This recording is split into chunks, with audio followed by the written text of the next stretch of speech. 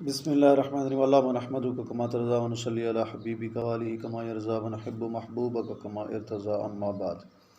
ناظرین محترم، آج کی نشست میں ہم انشاءاللہ ذکر کریں گے کہ ذی الحج کے مہینے کے اندر ایک حکم جو شریعت میں ہے وہ ہے تکبیرات تشریق کا۔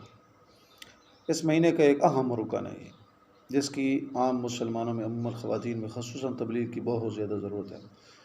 وہ یہ ہے کہ حکم یہ ہے کہ 9 ذی الحجہ کی صبح سے لے کر 13 ذی الحجہ کی عصر تک، 9 کی صبح سے لے کر 13 کی عصر تک ہر فرض نماز کے بعد ایک مرتبہ بلند آواز سے تکبیر کہنا واجب ہے۔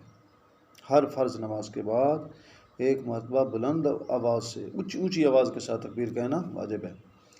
البتہ عورتیں جو ہیں وہ چونکہ گھر میں نماز پڑھتی ہیں، ان کے لیے پردے کا حکم ہے، وہ ایسا آواز میں تکبیر کہیں۔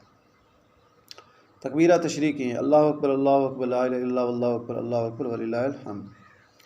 یہ الاوسط لابن منذر کتاب العیدین، اور یہ حدیث نمبر کا نمبر شمار جو ہے حدیث پاک کا، یہ 2207 ہے۔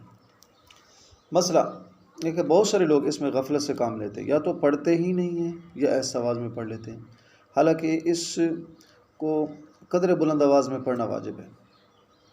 ٹھیک ہے نا جی، کچھ درمیانی اونچی آواز ہونی چاہیے۔ دوسرا مسئلہ ہے کہ تکبیر تشریق سب پر واجب ہے، خواہ وہ امام ہے، مقتدی ہے، اکیلا نماز پڑھ رہا ہے بغیر جماعت کے، یا جماعت کے ساتھ ادا کر رہا ہے، یعنی سب پر واجب ہے۔ عورت ہے، مرد ہے، گھر میں رہ رہا ہے، شہری ہے، دیہاتی ہے، یا سفر میں ہے، کوئی بھی اس کی حالت ہے، اور یہ صرف اسی مہینہ ذی الحج کے اندر یہ تکبیرات واجب ہیں۔ اللہ تعالیٰ میرا و آپ کا حامی و ناصر ہو۔ مزید ویڈیوز کے لیے آپ ہمارا چینل سبسکرائب کریں، گھنٹی کے بٹن کو دبائیں تاکہ آنے والی ویڈیوز کا نوٹیفیکیشن آپ کو وقت پر پہنچ سکے۔ حافظ سپیچ کو سبسکرائب کریں۔ السلام علیکم ورحمۃ اللہ وبرکاتہ۔